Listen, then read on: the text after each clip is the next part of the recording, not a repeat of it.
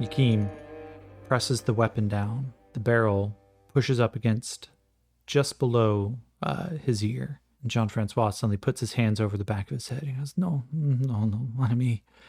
And then the pressure lifts. You hear the clatter of the juicer long rifle get slung back over his shoulder. Yakim reaches down, and with a strength absolutely surprising of Jean-Francois, he picks him up, one-handed, puts him back up on his feet, looks him dead in the eye, goes, look, I didn't come out here to murder somebody. I came back here to retrieve something. I'll take you back. I'm not taking your piece of shit car, though. And he reaches forward, gets really close to his face. The next time you steal a job from me, I'm going to leave you in that ditch. And he slaps him across the face. Jean-Francois just kind of looks a little stunned. He goes, wait, so you're going to take me back? Yeah, I'm going to take you back. Oh, mon ami. He makes the sign of a cross across his chest, touching his temple down to his stomach, and then across his shoulders. He goes, thank you, mon frère. Okay, 1 minute. And he goes crawling back into the wreckage of his van. As Yakim looks down, he sees the laser pistol, the Wilkes, lying there on the ground. He tows it a little bit. Let's see something here. Is it in a working condition? I'm going to say it is very unlikely. So this is going to be, if he rolls a 25 or below, the gun will still be in a working condition. Anything above 25 and it's damaged. 54. The ceramics on the outside are shattered. You can see some of the inner workings as a couple of red lights on the inside just seem to be pulsing out of time. He reaches down, Yakim, and slides this E-clip out of the hilt, or out of the handle. The lights turn off. He looks down at it. There's a percentile marker marking that at least one shot had been fired on him recently. He tucks it into his pack, and I'm going to mark that down, that he gains 1 E-clip. Jean-Francois looks at it, gulps a little bit, realizing how close, if he had tried to reach for that, he would have been shot on the spot, and there would have been no more Jean-Francois. And as he pulls back a small canvas backpack, he slings it over through some of the now trampled, muddy dirt from where the vehicle had rolled. Tufts of grass still clinging to the outside, and they kind of cause a green stain on this backpack. Yakim goes to pull it up and open it up. Now let's see. I will say it is 50-50 that the doll itself was damaged in the wreck.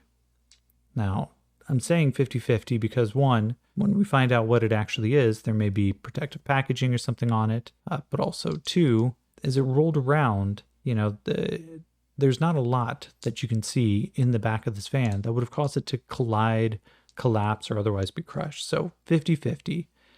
If he rolls 50 or below, the doll is intact. Oh. As Yakim opens up the pack, you hear the zipper, and he looks down in it. He goes, motherfucker. Jean-Francois said, it wasn't my fault. And Yakim goes, yeah, well, I'm going to see if I can get something out of this anyway. But, fuck, were there any more back there at that store? Jean-Francois, no, I had only heard a rumor that there was one that was spotted and that this place had not been totally stripped to the ground, but that was the only one that I had seen, yeah? Yakim just, fuck. So they pile back into his vehicle, that heavy clunking noise following them all the way back to town, as Yakim may have just failed his first mission. So I'm going to say with some of those rolls, Yakim, and especially with his poor driving and what happened with the vehicle, I'm going to put the chaos factor now up to 6. That was very unfortunate on a lot of different levels as to what really happened there. But we kind of get a image of the open pack, the flap put forward, and inside we see the crushed face, the broken spool of magnetic tape, and the broken packaging that on the outside just reads Cricket, the amazing talking doll. All right, so as we are going to now change to the next scene. So what this means, this is from the Mythic Game Master emulator. When one scene ends, we then do a little note keeping. So I'm updating my notes for what happened, any changes for Yakim, such as the drops in his burn die, the fact that we now have a potentially reliable reoccurring NPC with Jean-Francois. The chaos factor, as I said, went up to 6. So now, the next scene, they get back into Yakim's car.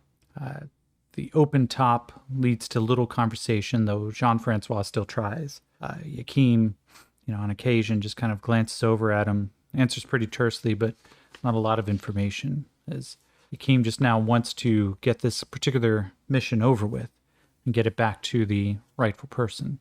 So we're going to test the expected scene. What this means is we're going to take a D10. We're going to see if it rolls over the current chaos factor, which is the number 6. Then the expected scene plays out. We're going to be driving with Yakim and Jean-Francois back down to the town, which we will randomly generate. But if it rolls under, then one of two things can occur. If it rolls an odd number underneath a 6, then it's an altered scene. Something occurs in the direction that we're going, but something is out of place. Something doesn't quite work. If we roll an even, then it's an interrupt scene, which means they don't get back to town. We end up in a random event. So I'm going to roll my D10. The current chaos factor is a 6. We have a 4. This is an interrupted scene. Okay.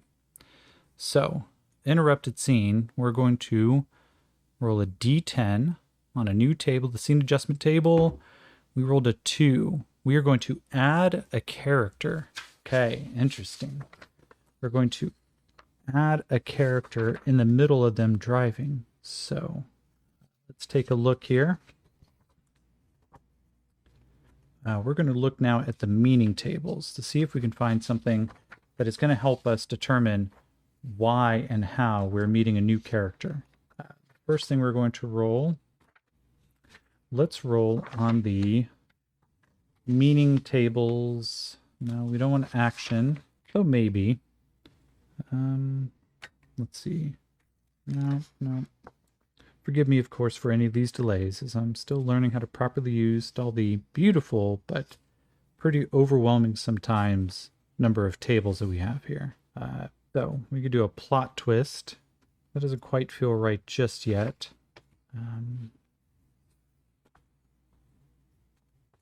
Rotations, that's definitely not right. Okay, well, let's go to meanings tables, descriptions with descriptor.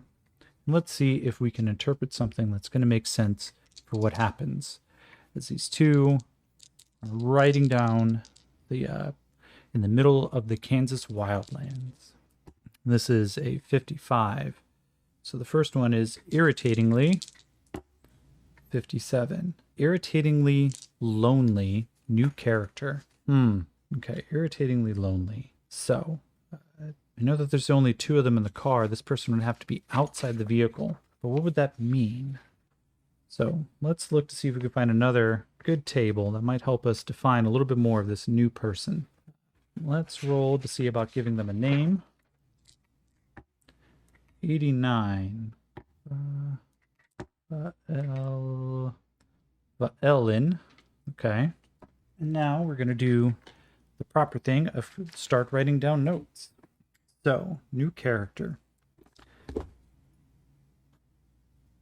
We're going to say Valein, V-A-L-E-I-N. And what did we say here? Annoyingly lonely. Now, why would they stop for annoyingly lonely person? Okay, let's see. Well, if you're out in the middle of the wildlands, of course, it may be difficult to really get any kind of help as you're going through. So let's see what kind of action she is currently doing. And I'm automatically assuming that she's she because I'm interpreting. She's intimidate. 12. Intimidate business. Okay. Okay, so here's what I see. The car continues to sputter. Yakim looks over and it begins to shudder and shake And as Jean-Francois looks back to him a little bit surprised, for the first time, Yakim initiates conversation in the car. All right, do you know how to fix one of these things? And Jean-Francois goes, no, mon frère. I tend to steal them and drive them until they fall apart. I've never tried to fix one. Yakim just goes, yeah, same here. Well, fuck. And as he kind of looks up and kind of squints a little bit, he points out and he goes, what's that up ahead? And as they both squint forward in through the windshield, let's see if he notices it before they get to it. His notice is a D6, so we're going to roll. Notice check for Yakim. He gets a 5, and now for Jean-Francois, 6. Oh yeah, Jean-Francois points it out first. He goes, oh, this looks like a mechanic. We could stop and get this vehicle fixed. Yes, it seems that we would not make it too far without. And just as he says that, there's a shudder. Yakim, God damn it. All right. And he begins to pull over quickly, maybe half a mile away from this lone mechanic shop out here in the middle of nowhere. They push the vehicle the rest of the way. The heavy creak of metal on metal, the only real just kind of accompaniment to get them there. And as they pull up, they can see standing outside, there's a woman. Let's get a description for her. It said annoyingly lonely, but let's see if we can find a physical description table. Forward, let's see, descriptor. Their adventure tone, nope. Animal action, still not it. Gods, maybe, but we don't know her that well, so let's wait till we start rolling on that one. Cryptic messages. Character skills, traits and flaws, character identity, motivations, and personalities. That one. Okay, here we go. Character descriptions. A, 32. A combative, 55. Helpful, who is annoyingly lonely mechanic out here in the middle of nowhere. As they come up, she doesn't even stand up. She kind of sits on a stack of tires. Immediately she sees them. Oh, hey, fellas. You may want to get something like that fixed, huh? And Yakim stops, panting, and he just looks up and he just wipes some sweat off of his forehead. Oh, it's kind of why we came here. Can you fix her? And she kind of looks up. She goes, could do, but, shit ain't free. No. I could use a little extra hands fixing her up, and maybe we can get you back on the road. Depends on how bad it is. And, in the meantime, you're going to have to just enjoy my good old company. And they both kind of look at each other. Please, ma'am, we are trying to get on the road again, we? And the sooner we can do it, the sooner we are out of your hair. He goes, oh, don't worry about that. I don't get enough people coming through to really talk, so I think it would be fantastic if you guys are sticking around for a little bit. They both look at each other again and just, fine. Yakim just kind of looks up. Okay, well, do we pull her in, or how do you want to do this? She goes, just pull on into the garage, honey. So we're going to add a new thread of fix the vehicle. All right, so as Valen starts taking a look at this, let's see, is Valen actually trained in repair? I'm going to say, given some of the descriptors that we rolled earlier, I'm actually going to say not likely, because as we discovered, annoyingly lonely, but she is deceptively business. This may not be her shop, and we don't know that yet. So I'm going to say that it's unlikely that she actually does know how to repair a vehicle. Now with the chaos factor of 6, that changes the percentile. It is now a 50-50 that she rolls under. 83. No. She immediately begins to start pulling the vehicle up. She gets it up onto the rack, and then she starts sorting through noisily some of the tools that are around. She goes, hey now boys, why don't you go get some drinks up front? I'll charge them onto your bill. You don't even have to worry about it. They step forward and just kind of like, shit. You think this is going to take all day? Alan just goes, well, it's going to take even longer the more you talk, but, that's not going to bother me none. It's not too often we get people stopping by out here. Yakeem looks up and goes, we? So I'm going to roll a notice roll. It's a 3 and a 5. So I'm going to say, Valen, let's find out. Does she have a persuasion higher than Yakeem's? I'm going to say it's likely, because she may need to be good at deception here if she's running a potential front. Maybe this is a trap. We don't know yet. So we're going to roll. I'm going to say it's likely, which means 75 and below. 57. Good thing I'm not totally dyslexic there. 57. She goes, oh, yeah, honey, you think I run this on my own? No. Come on now. So she's going to roll and, oh, yeah. Okay. Yakeem, tired from the exchange. And with this lull, we're going to roll a spirit check, as he has, as a juicer, there is a feature that they have where if there is low action, their drug-induced euphoria kicks in. To keep out from burning out over a matter of days, the biocomp constantly supplies a combination of psychotropic drugs and chemical inhibitors to keep him happy and calm. Juicers live in a state somewhere between mildly ecstatic and stoned. So, I am actually going to give him right now, I'm going to make him roll a spirit check to see if he kind of checks out a little bit. Tired as he is, he doesn't fully check out, but he's definitely now starting to feel the initial flood of feel-good, happy juice. Now, the mixers of uppers, and then for him, specifically Yakeem, I'm going to say it's a little bit of downers. He doesn't go full euphoric. Instead, he gets mellowed. He starts just kind of listing about a little bit. His eyes look a little bit heavier than usual. He kind of gets a weird look as Jean-Francois looks over. He goes, mon frère, you okay? You seem sleepy now. And Yakeem just kind of nods a little bit. He's like, I'm all right. It's just, wasn't expecting quiet downtime on the ride home, but then again, I wasn't expecting to have a tag along. Jean-Francois is like, yes, we may be traveling for a little bit of time. Friend, what is your name? He goes, my name, I'm Yakeem. Yours? He goes, I'm Jean-Francois Sierre. Yes, just the finest second hands, the finest set of hands in alleviating things that do not belong to people that they think they belong to. Yakeem just kind of grins and nods and goes, so you're a thief, huh? He goes, no, I am not a thief. Maybe a little thief, but I was not a thief to you. You see, you did not possess the doll before I came along, oui? But it was my job. I took it first. He goes, I do not see names on jobs. The job belongs to person who brings it back, oui? Yakeem goes, I mean, I guess. Still kind of a dick move. He goes, this is true, mon frère, but dick moves, you still get paid, yeah?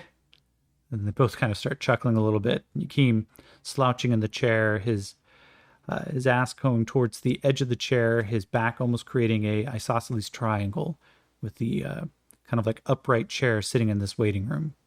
The hours begin to tick by.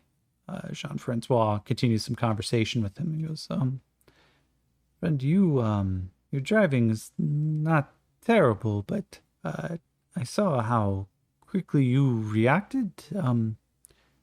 I don't know how to ask this. Are you enhanced? Yes? You faster, smarter, anything like that? Do you have the cybernetics? Yakeem, still kind of in that quasi-phase state. It's going to take a -1 to any rolls. He's going to try to lie a little bit. So his persuasion's a D4 with a D6 and a -1 because he is a little bit stoned right now. Oh, his wild die blew up. It's an 8 -1, that's a 7, which is going to be against Jean-Francois' smarts. Or no, this is a persuasion, so this is his spirit, which is a D6, so he's got to beat a 7. He doesn't. Yakeem just kind of looks up and goes, I'm just really good at what I do. And he kind of pinches the bridge of his nose a little bit and puts his hand down, resting just along the pistol on his hip.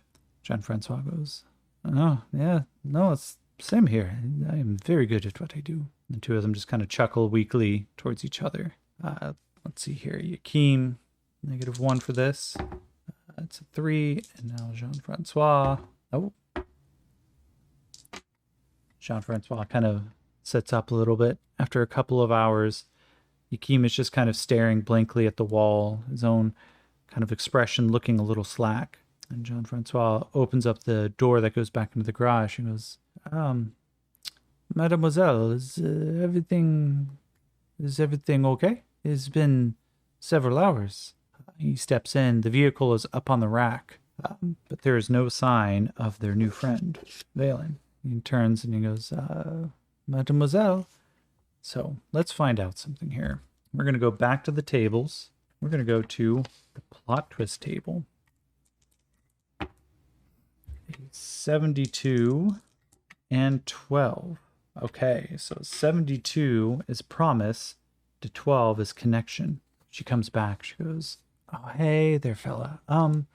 No, it turns out I don't have the part that we need to get your little giddy up to get going." Jean-Francois goes, "How do we get this part?" Yes. She kind of nods a little bit. "Well, there's probably a couple ways to get it, but, we need to talk about what it's actually going to cost and how you are going to come across this thing."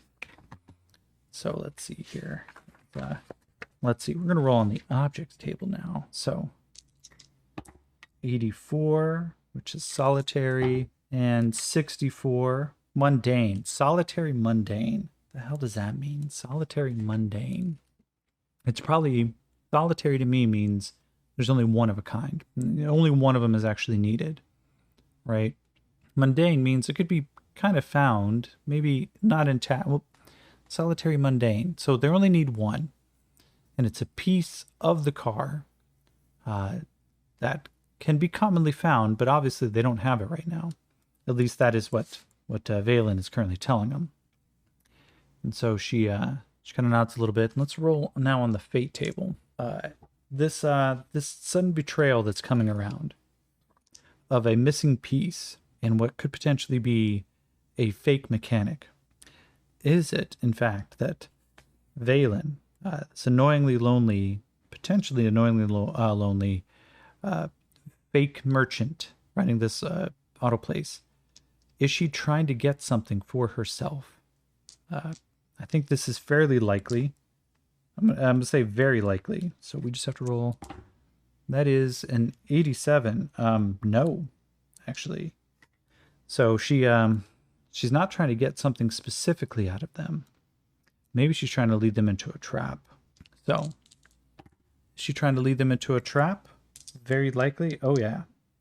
Yeah. She goes, "Oh, well, look here, boys. I have a connection. I've got a friend up the way.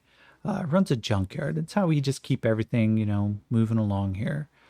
You're going to need a class 13 converter. Pretty simple spot. All you have to do, go up there. It's not but 5 miles up the road.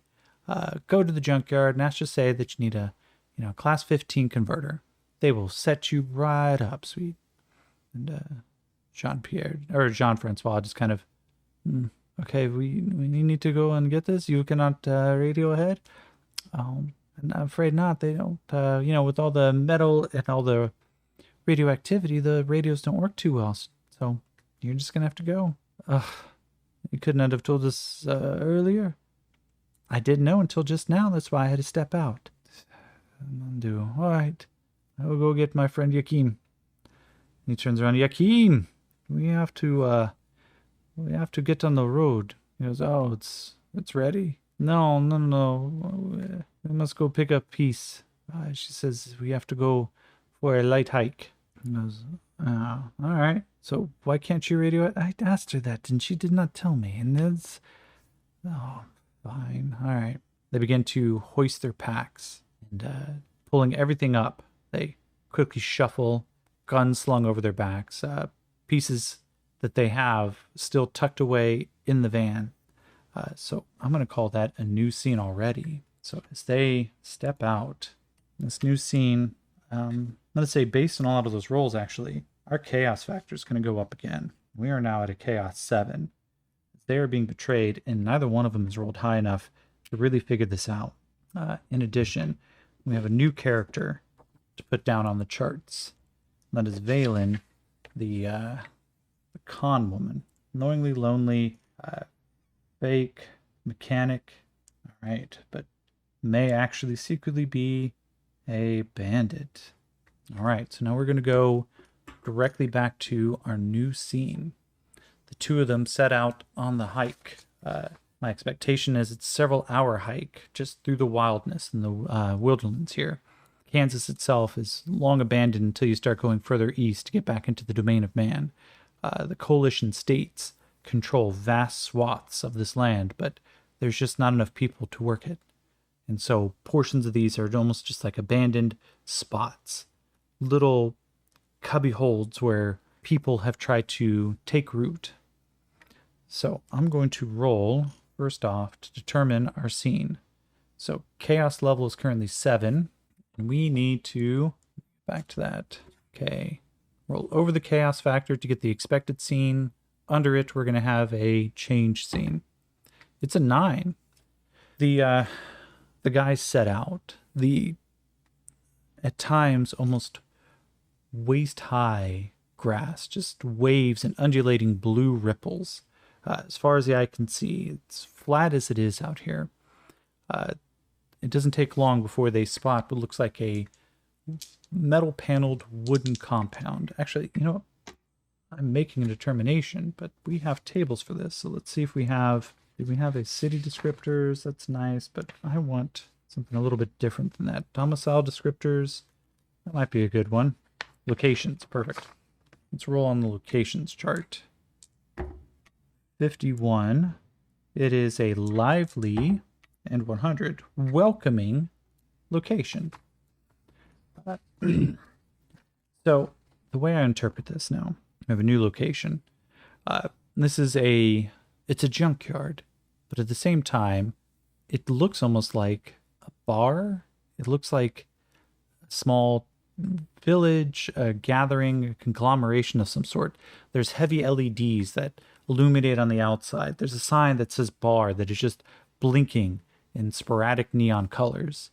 A sign underneath that says open 24, but the 2 continuously blinks out, so it looks like it's saying open 242424. There's lights on, which makes it a lot easier to see, even in this midday light. The storm that's beginning to roll in, though, threatens that they eventually are going to want some cover over their heads. And this place is the most inviting thing they've ever seen. So they approach. Neither one of them really getting their hackles up about this. Well, actually, let's see. I'm going to roll. This will be another notice check from Yakim. This be... Yeah. Oh, double 4s. Okay. And then everybody rolled a 4. Both Yakim and Jean-Francois kind of look up at this place, standing out almost like it was dropped from space and just kind of landed here without any real care for what else is around it. Both of them kind of look at it and there's something not quite right about this. Jean-Francois goes, yeah, oui. This looks like some big place to come and get a drink. Yeah, but I see people coming and going, but where's the town? Where would be the villagers and the people who come through, and who the fuck lives here? Akeem kind of looks him back over and he goes, let's keep our guard up, yeah? And then Jean-Francois goes, yes, but you took my gun. Nods and goes, you don't have a backup? Why would I need a backup? Let's see here. I'm going to roll a fate check and I'm going to ask. It is somewhat unlikely, but is Jean-Francois or is Yakim going to give him his pistol for protection while they're in this town? So he needs to roll a 65 or lower for Yakim to give him a pistol. Whew, that goes, yeah, 97. He goes, Yakeem kind of looks him up and down and goes, look, man, we just met and you tried to shoot me not even like 4 hours ago. It's like, I'm actually kind of the mind to still put you in handcuffs. And Jean-Francois just, are we not past this yet? How much more do we need to go through? He goes, what are you talking about? We just met. He goes, okay, what if I promise? He goes, just fucking walk. And as Yakeem kind of lets him go up ahead just a little bit, mindful that, of course, this person stealing jobs and taking pot shots is not his friend. They approach the front gates where there are, let's see, I'm going to say there are D4 plus 1 guards. Okay, so there are 2 guards up top. They kind of glance and immediately catch eye contact with them. Let's take a look here. Again, I need to make sure that I have better organization for some of these tables. They're all over the place. One of them holds up a hand. It's like, hey there, guys. We know who you are. So we're going to roll the character conversations table. 18. Cautious. 39. And frightening. Cautious and frightening. Okay. Well, they're guards. This makes sense to me. They want to keep a little bit of like that bouncer mentality there. They're trying to like stand up in front a little bit. But at the same time, they're recognizing something. As they kind of look up and down at Yakeem. Sorry, gents. You can welcome to the 2-4 all you want, but we need to check your weapons. Can't come in past the gate well armed like that. And you, sir, as he points over to Yakeem, you're packing quite a bit of wall up there. Yakeem looks at him and goes, I'm not handing you my weapons. Jean-Pierre goes, what is the matter? You do not trust him enough? You hand him a gun, you will not hand me a gun? Oh, you need to stick to your guns there. Yakeem looks him up and down. You shut the fuck up. I'm going to give Yakeem, what do I want to give him here? I'm going to give him a common knowledge roll. Okay. Yakeem, he quickly kind of looks him up and down. And he goes, is there a sign or something that says this? Man points, and Yakeem, of course, nods. And sure enough, it's not uncommon, especially for frontiers groups, to require weapons, especially those heavier weapons, such as his Juicer 9 variable laser rifle, to be checked at the gates. You can't just have people walking around with weapons that could animize another human being. And Yakeem just kind of looks at it and goes, fuck. I get a weapons check or something? Do you have a little taggy system? He goes, yeah, you can go right around the corner there and they'll get you set up. Steps forward and both guards kind of like signal 2 folks fall in line. I'm going to give Yakeem a thievery roll to see if he can, and I'm going to say this is probably going to be survival. So it's a D6 still, to see if he can at least hide his survival knife. Okay. He kind of with a deft move as he goes to unclip the holster for his ion pistol swinging at his hip. He takes his survival knife that is sitting in a similar sideways holster and tucks it so it sits just underneath the armor, the hilt pressing up against his ribs, and it slides down the right side of his oh my god, what is it called? Those battle pants, whatever they would be called. Yeah, fatigues. He slides it down the side of his fatigues to ensure that it is as hidden as possible. He comes up and starts handing over the weapons, pulling each E-clip out, making sure that the weapon is fully discharged before handing it over. Because I assume you don't need to take the E-clips with them, right? Like, do you want to leave them with the weapon? No, not really. I'd rather keep them on me, so you can't shoot me with my own gun. He goes, oh, don't worry, we will not shoot you with your own gun. Oh, fair enough. He gets a little ticket, and they turn off into the middle of this town. So as they step in, they try to, actually, you know what? I'm going to say common knowledge. Jean-Francois turns back around to the person behind the gun check and just goes, Tell me, where can we go see about getting a part? We were told that we needed to come here to get a piece. And he goes, just go right over there. And sure enough, there's a huge sign that just says the junkyard.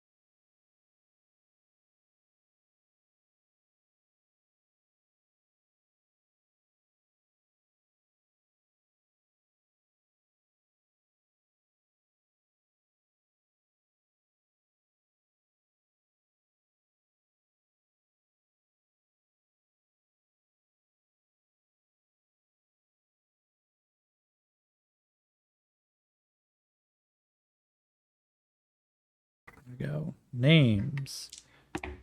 34 and 12. The Gabi. Okay. We're going to call them the Gonbins. Race. Metallic combat shapeshifters. Yakeem, his hand automatically goes back to where he thought his pistol would be, but of course, in this kind of like quick reaction, Jean-Pierre just kind of looks up and goes, Mondu, this is just another person just living their life, yes? Yakeem goes, he's a Gonbi. It's a race of just almost adaptive combat. They can change their shape to take on whatever combat requirements they have. And Jean-Pierre just nods and goes, yes. He is working behind the counter, yes? I assume he is not willing to kill us right now. It's a fair point. Okay, well, he steps forward. He goes, we're here to try to barter for a part. Query, what part are you looking for? Looks and goes, something 15 converter? Type 15 converter, I believe it was called. Gonbi stops for a second. Response, I will be back shortly. He turns around and begins to walk off back behind the scene. So let's roll on our plot twist to see what is about to happen, because we know, one, this place is not what it seems, and that specifically our friend Valen back there was trying to set up for an ambush. Maybe this place, the way that it works, a mechanic out in the middle of nowhere sends somebody always looking for this. Maybe the Type 15 converter it's a code word for I'm a sucker, please rob me. But we're going to find out by rolling on the plot twist. This is a 73. 73 is protect. 46, protect leader. Okay. Protect leader. What would that mean in the context of specifically an ambush? Would bandits need to protect their leader? Oh, maybe. Maybe. The code words determine the danger level of the person, right? Maybe Valen actually saw that Yakeem looks like a juicer, maybe a juicer. She doesn't entirely know. But what she does know is he's a potential target as a Jean-Pierre, but he's dangerous. And so they have to protect the leader. The leader is somebody in this encampment who runs this entire show. Yakeem seems like the kind of person who, if he manages to even get an upper hand, may go directly for their leader. Okay, so the trap is beginning to get sprung. As we step forward here, I'm going to take a quick break. Pardon me, friends, for I will be gone for just one moment. But you won't know, because I'm going to pause the recording. All right, and so I'm back. Okay, so as the Gonbin had stepped away, our two heroes here, Yakeem just still has that itching sensation in the back of his mind. I'm going to roll another notice roll for him. I'm going to say this is at -2, though, because while things are starting to go a little weird on him, he wants to make sure that he knows exactly what's about to fucking go down. His sense is picking up. And while he doesn't necessarily... It's not at the point where his juicer is about to kick in. It's starting to get there. It's that nervous level in the back of his mind as the stress begins to build up.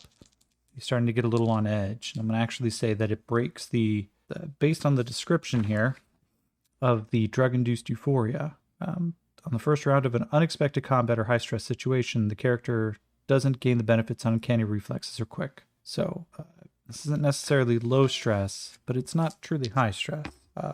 4 minus 2. No, he doesn't. Actually, you know what? I'm going to use a Benny. That is a 5. No. The sense is there, but he doesn't know what's going on. Starts looking around, watching. What he doesn't really see is that there are some ruffians, there are some bandits who are beginning to take places that surround them.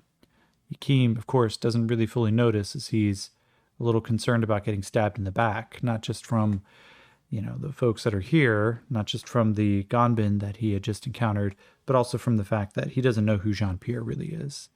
And now he is in a town surrounded by strangers. His sense is going up. He is without his weapons. He's without an easy access of getting his car out. Things are not premium for him right now. As the group begins to move forward, let's see here. All right. He sees a group of them. They need to come up. We're going to take a look at actions.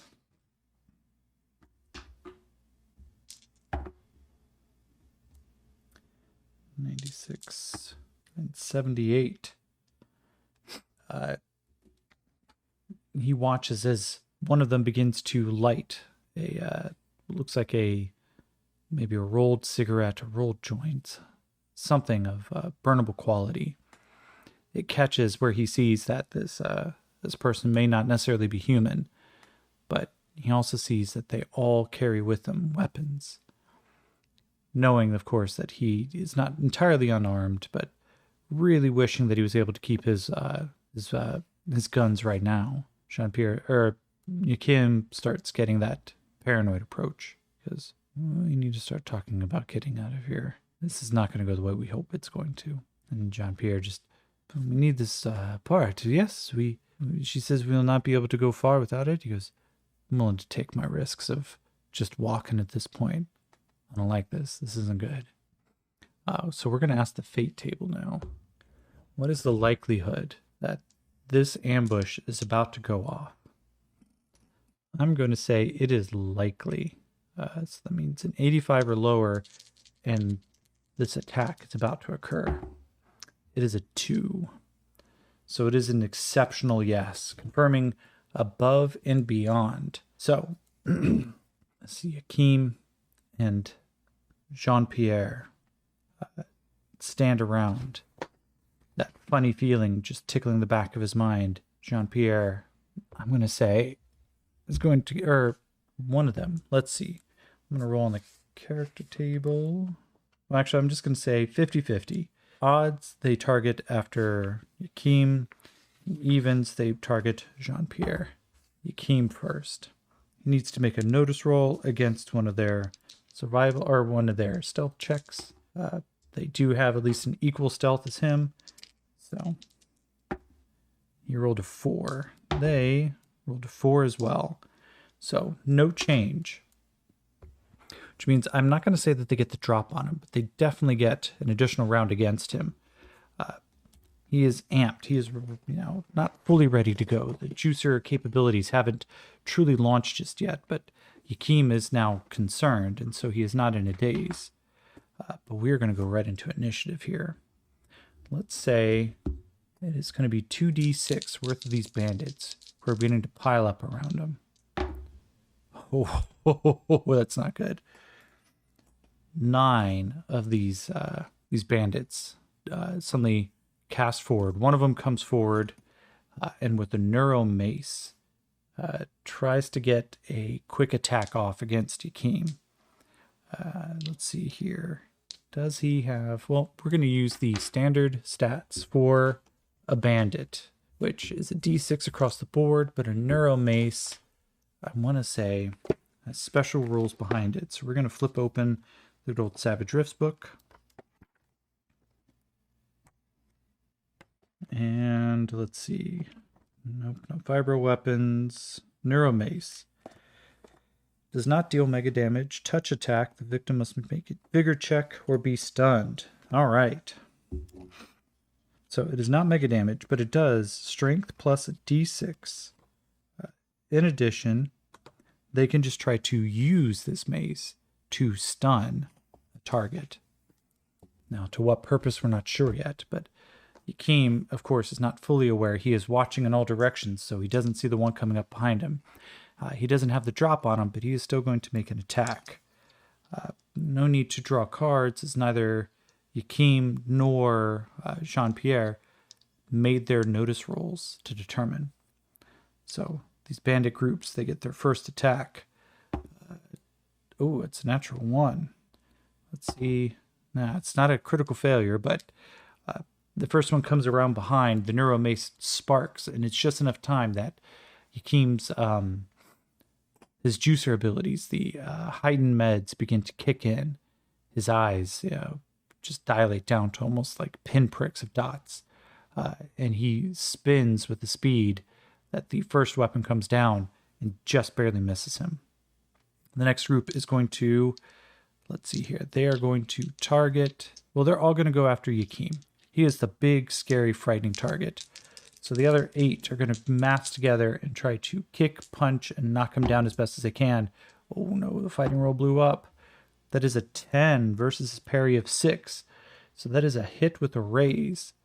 So there's a d6 plus a 6 plus a raised die. Oh no, it's an 8 plus a 6 on the die. It's a 14. It explodes. That is a 17. Is there any armor piercing on this? No, that's fortunate, but it hits his toughness. So he is now shaken. Yakim, as he comes around, a group of them batter out. They slam into him. Some of the neuromace is beginning to catch flesh just where his arms connect in, where the overlap of his vest of the armor catches into his underarms, and they begin to shock him. Not enough to actually cause a stunning effect, but it causes him to kind of like blink out just for a second. Even the meds kicking in are a little bit harder to actually maintain.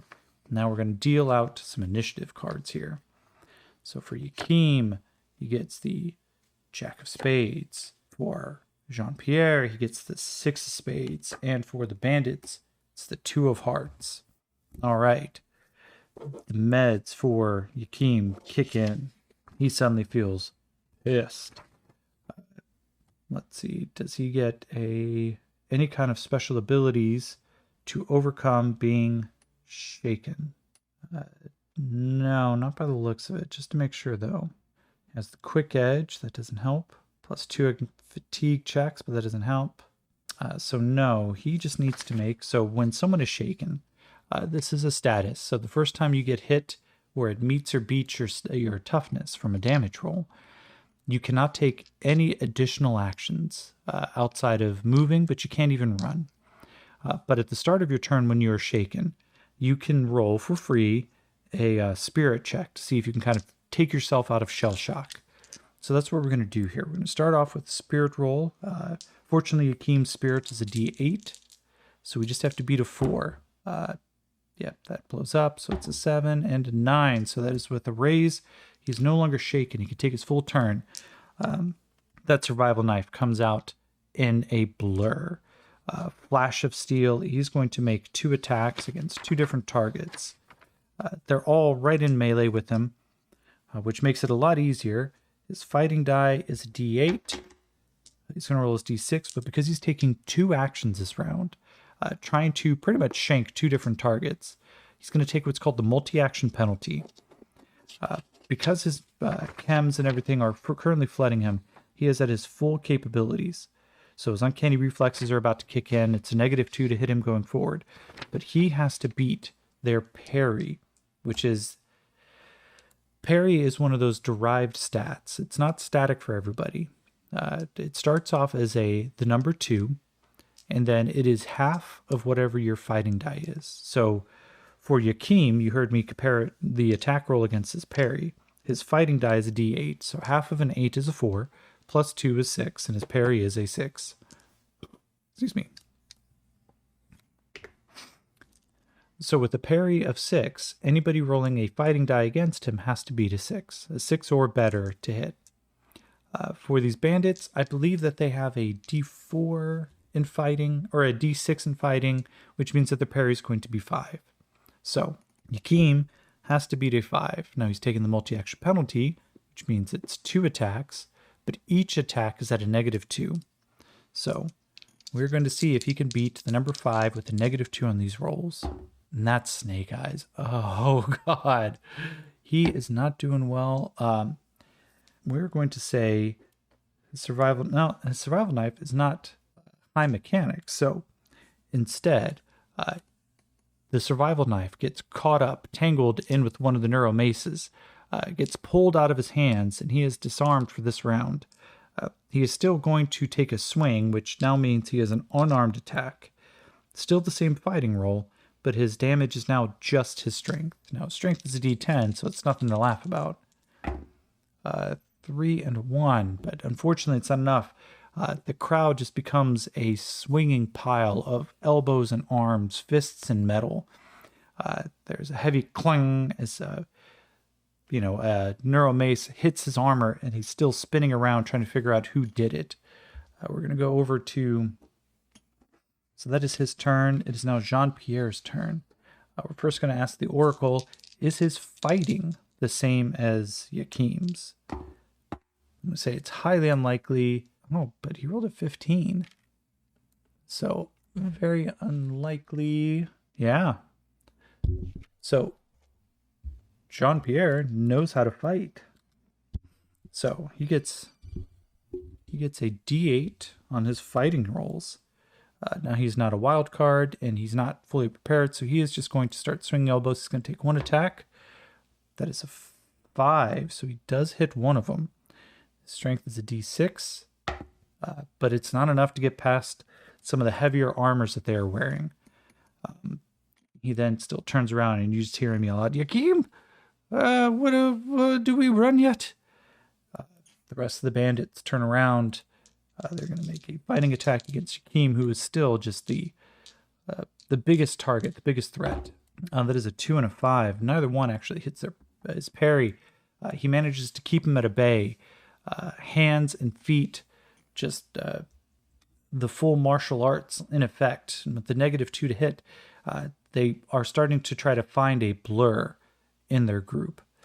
Yakim's full battle training is kicking into effect. He gets the queen. Jean-Pierre gets the king. And the bandits get an 8. Now, so that means we go right over to Jean-Pierre. He is going to try to... I'm going to say he still tries to fight. He's trying to clear a hole and make a way so that way both him and Yakim could get out. A 7. Excellent. That's a hit. Oh, that blows up. Beautiful. Oh, yes. 11 points. He knocks one of them aside, cracking it in the side of the face. The bandit is now shaken. So there's now just at least one fewer in this horde of flailing neuromaces, elbows, and stuttering players. Ugh, sometimes. We're going to go over to Yakim now. It's his turn as he is going to take the 2 attacks again. D8 plus a D6. Ooh, his 8 blows up. It's a 9, so that is a 7. It totally hits. His strength is a D10. Woo! He crushes the clavicle of one of them. There is a sickening sound of almost like celery being snapped.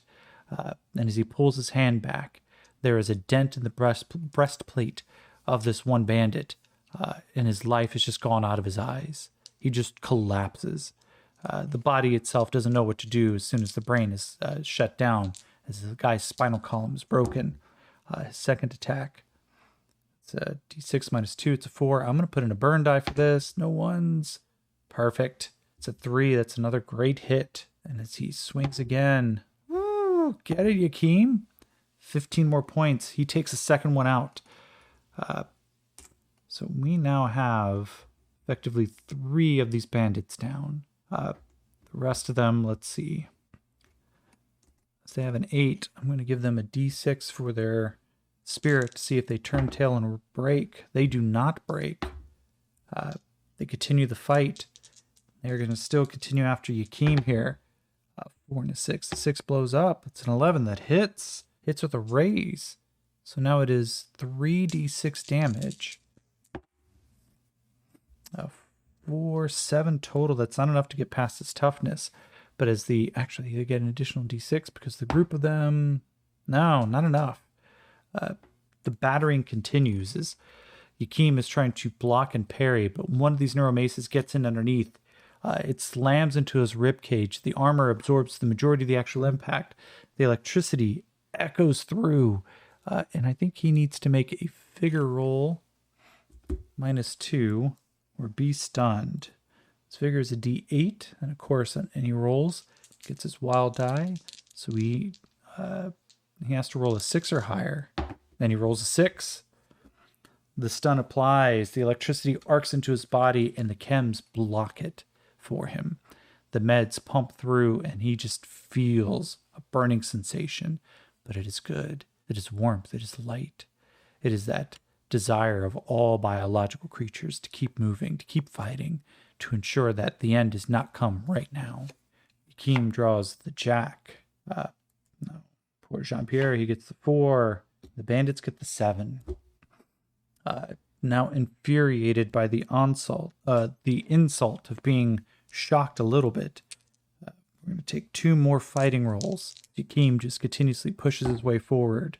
That 6 blows up. Ooh, 10. -2, it's an 8. That is a hit without a raise. The D10 with the damage. Good Lord, Yakim. He takes another one down, snapping his neck in the process.